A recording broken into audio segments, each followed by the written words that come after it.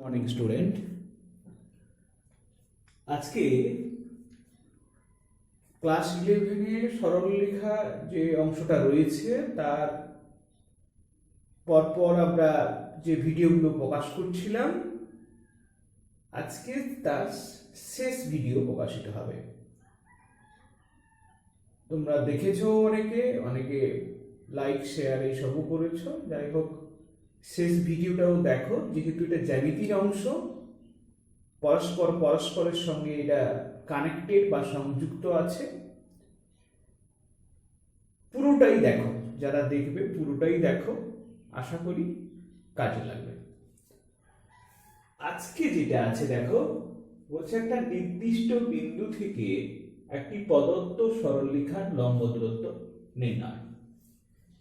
একটা নির্দিষ্ট বিন্দু দেওয়া থাকবে আর একটা নির্দিষ্ট সরলরেখা দেওয়া থাকবে। তাহলে এটা যদি x অক্ষ হয়, এটা নিশ্চয়ই মূল বিন্দু, আর এটা y অক্ষ।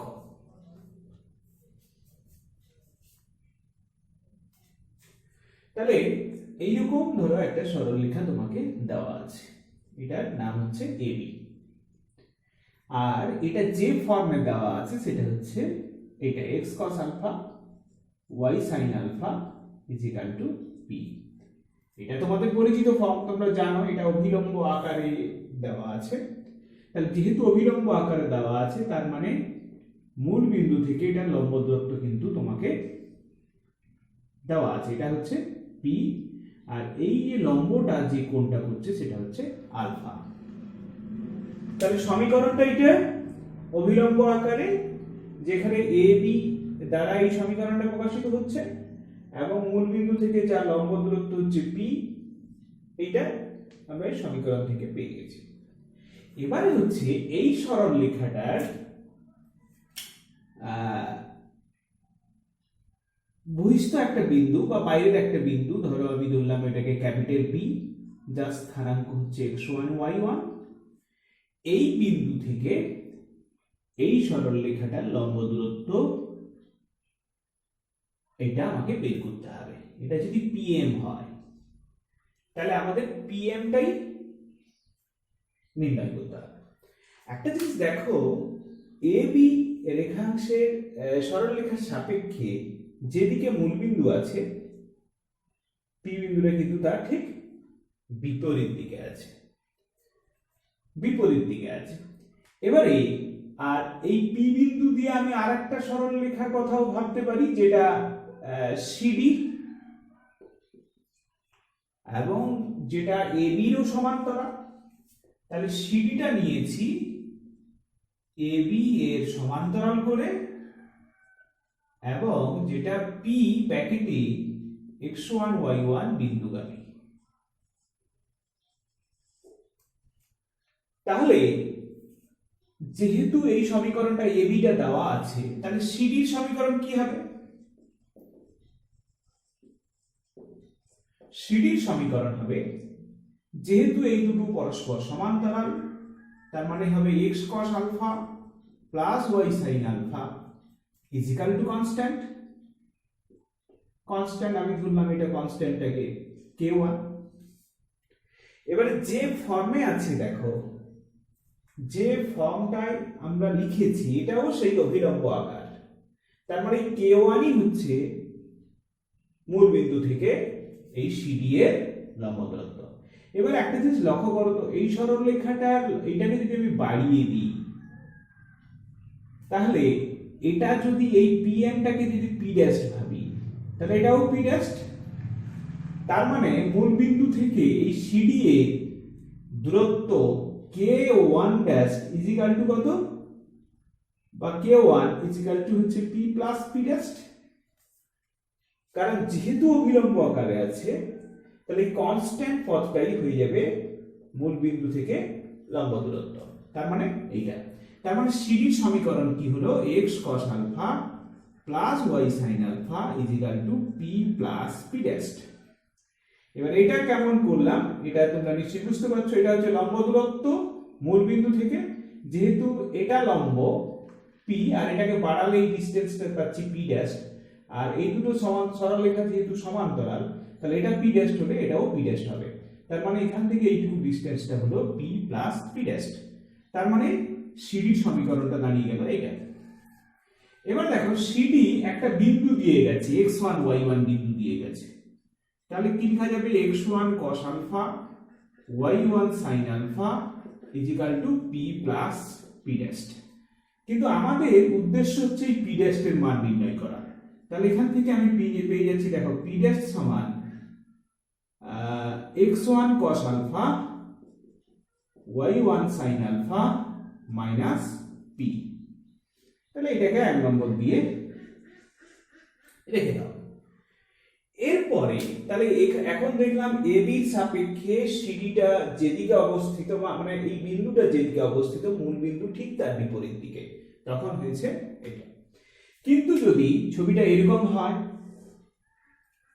একটু মুছে ফেলি দিলে একটু বুঝতে সুবিধা হবে। যদি এইরকম হয় তাহলে সরল রেখাটা আছে এবি, এটা সমীকরণ যেমন আগের মতো দেওয়া ছিল, x cos alpha plus y sin alpha is equal to P. P বিন্দুটা এবং এদের যে লম্ব দূরত্ব যেটা সেটা হচ্ছে পি, আগের মতোই এটা আলফা কোণ করেছে। এবারে বিন্দুটা যদি মূল বিন্দু যেদিকে আছে সেই দিকেই থাকে, ধরো এখানেই আছে ক্যাপিটাল পি,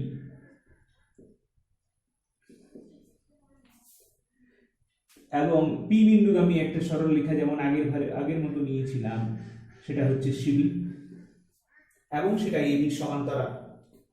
তাহলে সেক্ষেত্রে দেখো এখানে পি থেকে এই ডিসটেন্সটাই তোমাকে নির্ণয় করতে হবে। পি থেকে এবি ডিসটেন্স, পি থেকে এবি ডিসটেন্স, তার মানে এটা হচ্ছে আমরা আগের মতো যেমন নাম দিয়েছিলাম পি ড্যাশ, পি ড্যাশ। আর এখান থেকে এই টোটালটা হচ্ছে পি। তার মানে এইটা এই সরল রেখাটা কিন্তু এবিটা হচ্ছে এইটা, গন্ডগোল একটু লিখাই ছিল। তাহলে এইটা সিডি, এই ডিসটেন্সটা হচ্ছে পি ড্যাশ, আর এখান থেকে এইটা হচ্ছে পি। আবার সিডি হচ্ছে এবির সমীকরণ, সিডি হচ্ছে এবির সমান্তরাল। তাহলে সেক্ষেত্রে একই রকম ভাবে আমি সিডির কি সমীকরণ পাবো? x cos আলফা মানে y plus y sin alpha is equal to K dash, যেখানে কে ড্যাশ হচ্ছে মূল বিন্দু থেকে দূরত্ব বা কনস্ট্যান্ট। তাহলে মূল বিন্দু থেকে এখানে কে ড্যাশ পাবো, লক্ষ্য করো এখান থেকে এইটা হচ্ছে পি, এখান থেকে এইটুকু হচ্ছে পি ড্যাশ। আমার দরকার মূল বিন্দু থেকে লম্ব দূরত্ব, তার মানে কত? পি থেকে পি ড্যাশ বাদ, পি মাইনাস পি ড্যাশ। তার মানে এখন সিডির যে সমীকরণটা আসছে সেটা হচ্ছে এটা, এটা। আবার এটা দেখো x1 y1 বিন্দুগামী আগের মতো, অতএব সিডির সমীকরণ মানে যে সম্পর্কটা পাবো সেটা হচ্ছে এরকম, x1 cos alpha y1 sin alpha is equal to P minus P dash. তাহলে এখান থেকে পি ড্যাশ এর মান যদি আমি নির্ণয় করি তাহলে কি আসছে? P minus x1 cos alpha minus y1 sin alpha. আমি এই রেজাল্টটাকে যদি কাছাকাছি লিখি কিরকম হবে? P dash is equal to minus common নিলাম x1 cos alpha plus y1 sin alpha minus P, এটাকে আমি 2 নম্বর দিয়ে দিলাম। এবারে 1 আর 2 কে যদি আমি কম্বাইন করি বা একসঙ্গে লিখি তাহলে এরকম লেখা যায় P dash is equal to plus minus x1 cos alpha plus y1 sin alpha minus P. তাহলে এইটাই হচ্ছে একটা বিন্দু থেকে আরেকটা সরলরেখা, বিন্দু হচ্ছে এটা থেকে সরলরেখাটা হচ্ছে x cos alpha plus y sin alpha is equal to P, তার মাঝের দূরত্ব। এবার মনে রাখতে হবে ইকুয়েশন গুলো কি ফর্মে দেওয়া ছিল না, অভিলম্ব আকারে দেওয়া ছিল। অর্থাৎ যদি অভিলম্ব আকারে আমি প্রকাশ করে এই সূত্রটা লাগিয়ে দিই তাহলে কিন্তু আমার হয়ে যাবে।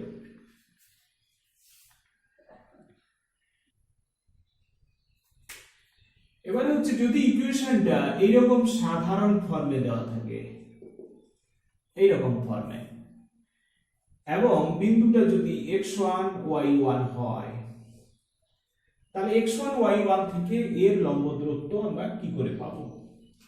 না, x1 y1 থেকে ax by c 0, এই সমীকরণটার যদি লম্ব দূরত্ব p1 হয়, তাহলে সেক্ষেত্রে এই সূত্রটা হবে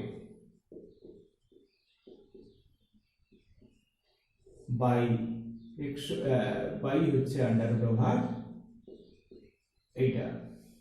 এবারে এটা প্লাস মাইনাস আসবে, প্লাস কখন আসবে সেটা আগে বুঝেছি যদি আমরা একটা সরলরেখার সাপেক্ষে বিন্দুটো মানে মূল বিন্দু এবং এই বিন্দুটা যদি একই দিকে থাকে, বিপরীত দিকে থাকে, তাহলে হবে প্লাস, আর যদি একই দিকে থাকে তাহলে কিন্তু হবে মাইনাস। অথবা এটাকে এইরকম ভাবেও লেখা যায়,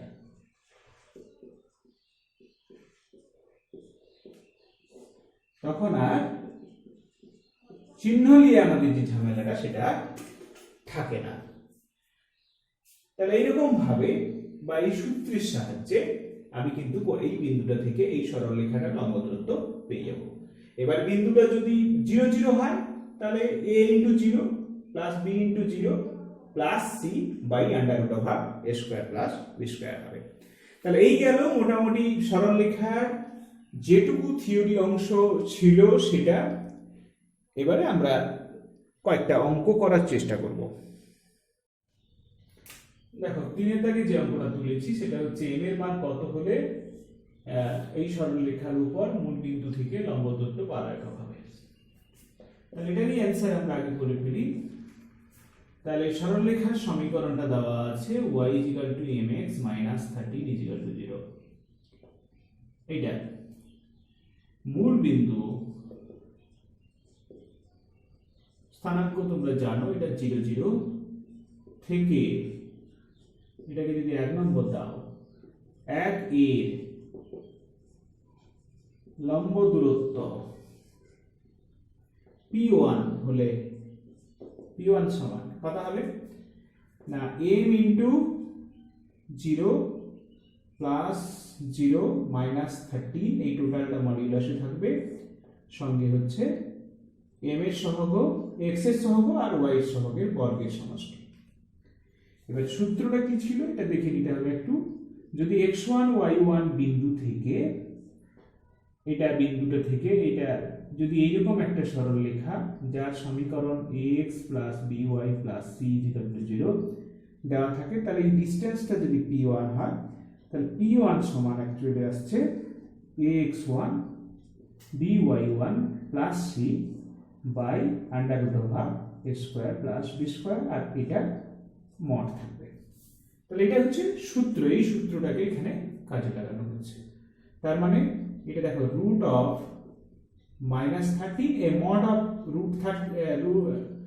মড অফ -13 বাই আসছে এটা। তার মানে এটা কত হয়ে গেল? মাইনাসটা প্লাস হয়ে যাবে মডের জন্য এটা। এবারে শর্তানুসারে অ্যাকর্ডিং টু দ্য কন্ডিশন দেওয়া আছে 13 বাই এটা সমান তোমাকে 12 দেওয়া আছে। বর্গ করে দাও, 1 6 9 সমান এটা বা তাহলে 144 m স্কয়ার সমান দেখো 25 আসছে। তাহলে m স্কয়ার আসছে 25 বাই 144, বা m সমান তাহলে কত হলো? প্লাস মাইনাস 5 এর 12।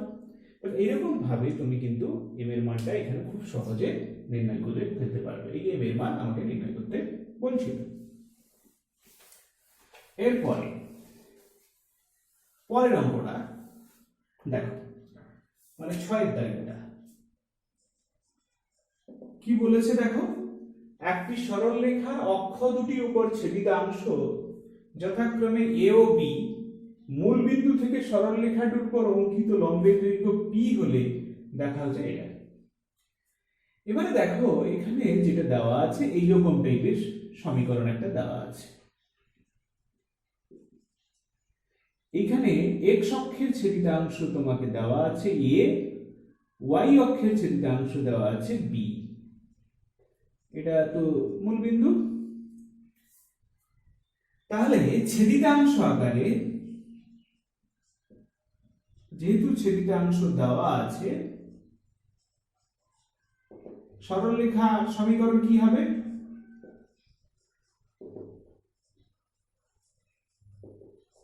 কত হবে? x by a y by b is equal to 1। এটা কিন্তু আমরা আগের ভিডিওটায় দেখিয়েছি কেমন ফিরে এসছে। তাহলে আমরা দেখো, যখন ছেদিতাংশ আমাদের দেওয়া থাকলো তখন আমি কিন্তু সরলরেখার সমীকরণ পেয়ে গেছি। এবারে মূল বিন্দু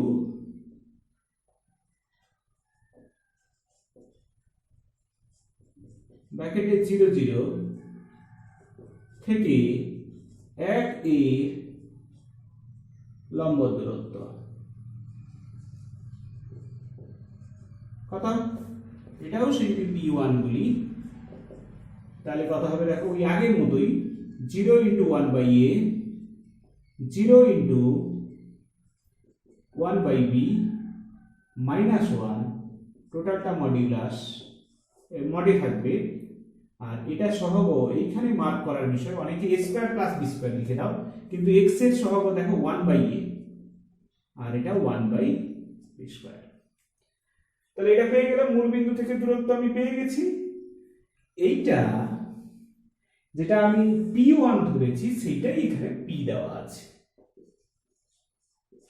তাহলে p কত হলো? উপরটা দেখো রুট, এটা 0 হয়ে যাবে, এই অংশটা 0, এটা হবে শুধু -1, কিন্তু মডিউলাস আছে, তাহলে মাইনাসটা প্লাস হয়ে যাবে। 1 বাই আন্ডার রুট ওভার এটা। এবারে দুদিকে বর্গ করে দাও, তাহলে p স্কয়ার 1 বাই রুটটা উঠে যাবে এটা। এবারে ব্যস্ত প্রক্রিয়া কাজে লাগিয়ে দাও। ব্যস্ত প্রক্রিয়া কাজে লাগালে এটা 1 বাই b স্কয়ার হবে, আর এইটা উল্টে যাবে।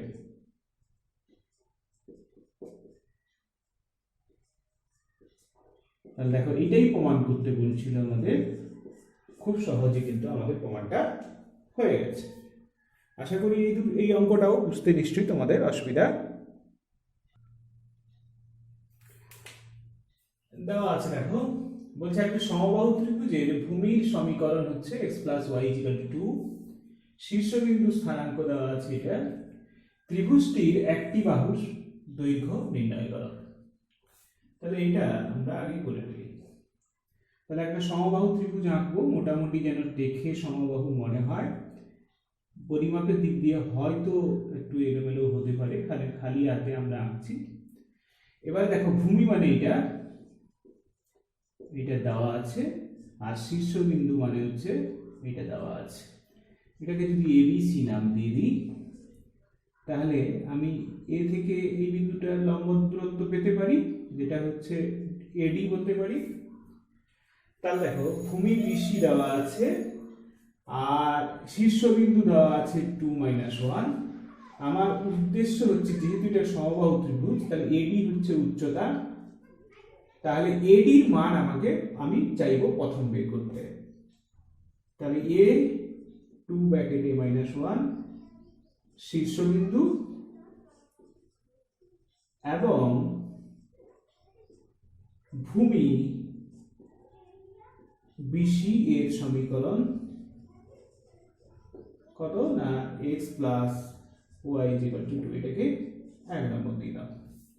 অতএব AD সমান হচ্ছে 2 - 1 বিন্দু থেকে 1 এর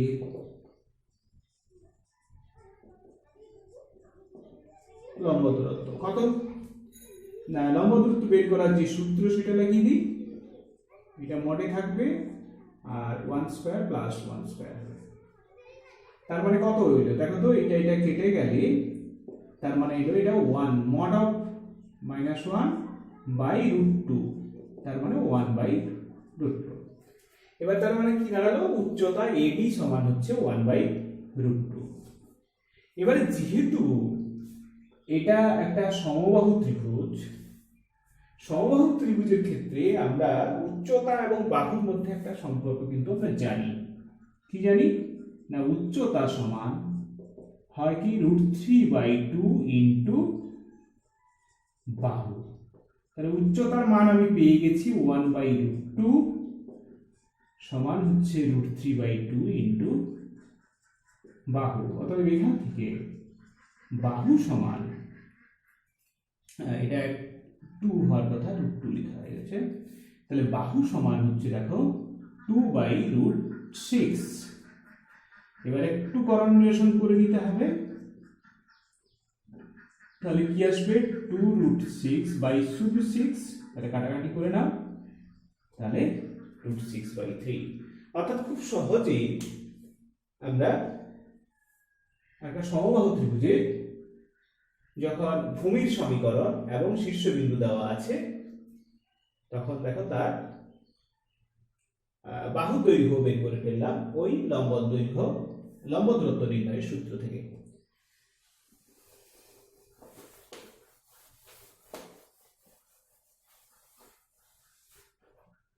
এরপরে 5-এর দাগে যে অঙ্কটা রয়েছে দেখো কি আছে, বলছে প্রমাণ করো এত এবং এত বিন্দু থেকে এই সরলরেখাটির ওপর অঙ্কিত লম্ব দুটির গুণফল 20² হবে। তাহলে এই বিন্দুটাকে ধরে নিলাম, ধরি এ হচ্ছে এটা, বি হচ্ছে মাইনাস এইটা, এবং x/a cos theta y/b sin theta = 1। এটা হলো 1 নম্বর। তাহলে a থেকে 1 এর লম্ব দূরত্ব p1, আমি এটাকে ধরলাম p1 সমান কি আসবে, দেখো x এর জায়গায় এটা বসে যাবে, তার মানে মড চিহ্নের মধ্যে থাকবে এটা by a cos theta plus 0/b into sin theta -1। এটা বাই থাকবে দেখো cos square theta by a square sin square theta by b square, এই টোটালটার রুট। তাহলে এটাকে যদি আমি সরল করি, তাহলে এখানে যেটা আসবে সেটা হচ্ছে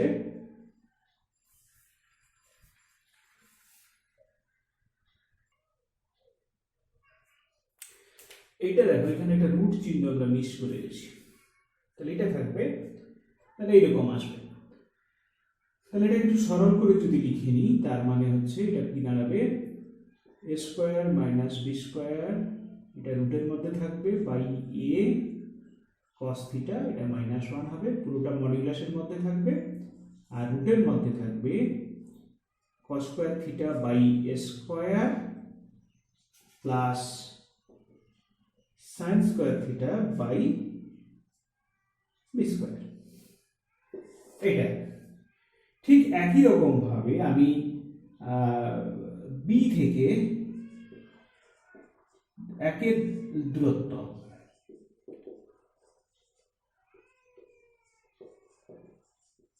p2 হলে সেটা সমান কি পাবো, ওই একই রকম ভাবে দেখো এই সম্পর্কটার মতোই হবে। তাহলে mod minus a square minus b square এর রুটের ভিতরে থাকবে বাই a, এটা cos থিটা হবে -1 হবে, আর নিচে আসবে cos square theta by a square plus sin square theta by b square. তাহলে p1 p2 আমি কিন্তু পেয়ে গেছি। আমার এরপরের কাজ হচ্ছে p1 p2 এর গুণফল, এটা b স্কয়ার আমাকে দেখিয়ে দিতে হবে।